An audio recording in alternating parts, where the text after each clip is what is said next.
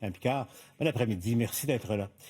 Merci, M. Larocque. D'abord, un mot là, sur la nouvelle elle-même, le départ de M. Legault. Comment vous l'accueillez, cette démission-là?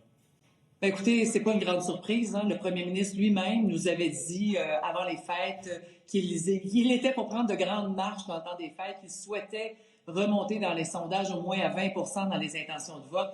On a vu les sondages, alors on s'y attendait. Aujourd'hui, non, là,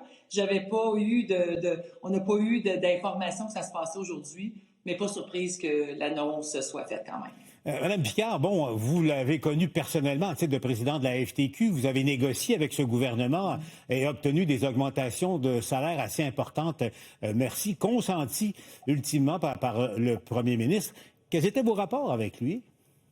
Bien, écoutez, ça a été très différent dans les 3 dernières années. Lorsque je suis arrivée à la FTQ, ça fait un peu plus de 3 ans maintenant, les relations étaient intéressantes. On avait de bonnes discussions. Le dialogue social était au rendez-vous. On était capable de se parler. On avait des rendez-vous assez fréquents. Donc, ça se passait bien. Moi, je vous dirais, M. Larocque, là, c'est une fois que les attaques de Donald Trump ont été connues. Et là, on a vu vraiment ce gouvernement-là se décompenser. Il n'était plus capable d'arriver avec des outils. On sentait qu'il n'y avait pas l'envergure, le leadership pour être capable de faire face à ces attaques-là. Et au lieu de dire, ben écoutez, alors là qu'on vit quelque chose qui est sans précédent, on a des attaques de notre partenaire financier le plus important, ben il faut travailler avec les syndicats, les contre-pouvoirs pour être capable de faire face ensemble à cette crise-là. Alors, travailler à la même table, se retrousser les manches, puis dire comment on fait pour protéger notre foresterie, notre aluminium, être capable de négocier d'égal à égal, comment on fait également pour rendre nos entreprises viables à travers tout ça, trouver des nouveaux partenaires, aller en 2e, 3e transformation. Ce gouvernement-là n'a pas été capable, a manqué d'initiative, a manqué d'envergure, et comme il n'était pas capable de répondre à ces attaques-là, ben les intentions de vote ont fait en sorte qu'ils deviennent de moins en moins populaires. Ben là, on a embarqué dans une politique divisive où on essaie de trouver des boucs émissaires. C'est l'immigration, ça a été les médecins, c'est les méchants syndicats. Je trouve ça extrêmement dommage. J'ai pas envie, moi, je suis pas du genre dans la vie, M. Larocque, quand ça va mal, pour quelqu'un de lui taper sur la tête.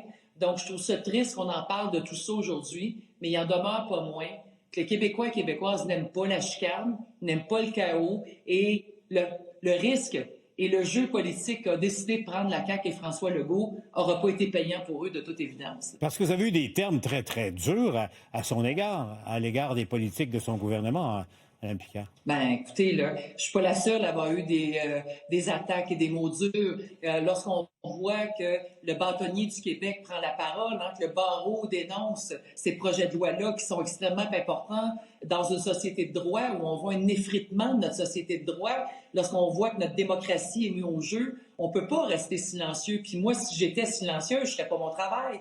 Alors oui, j'ai été dur, très dur avec ce gouvernement-là, et je vais même poursuivre en vous disant que je pense que François Legault était aussi mal entouré. Je pense que son ministre du Travail n'a pas les qualités pour faire ce travail-là. C'est un avocat patronal, vous allez me dire, je comprends très bien, mais on n'était pas dans de la partisanerie. Là. Le Québec, ça va mal. Il y a des dizaines de milliers de travailleurs et travailleuses présentement qui n'ont pas d'avenir, qui sont dans l'incertitude. On a besoin d'un gouvernement qui joue le même rôle, qui ont été capables de jouer. Le premier ministre a joué dans son premier mandat pendant la pandémie, le bon père de famille, qui décide de travailler avec la population et avec tout le monde.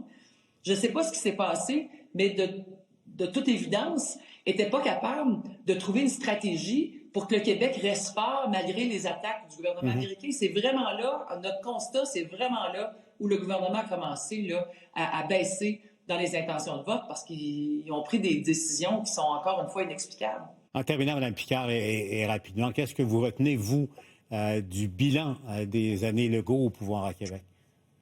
Écoutez, c'est partagé. J'ai envie de vous dire que François Legault, c'est un père de famille, c'est un homme qui a donné plusieurs années de sa vie à la vie politique, à la population, donc je reconnais ça. Je trouve ça toujours triste de voir quelqu'un qui se donne autant partir dans des conditions comme celle-là, mais en même temps, j'ai envie de vous dire que c'est un gouvernement qui n'a pas écouté, qui n'a pas su écouter. Comme premier ministre, il aurait fallu qu'il continue d'écouter la population, travailler avec les contre-pouvoirs, ne pas essayer de museler personne. On vit en démocratie, on tient à notre démocratie.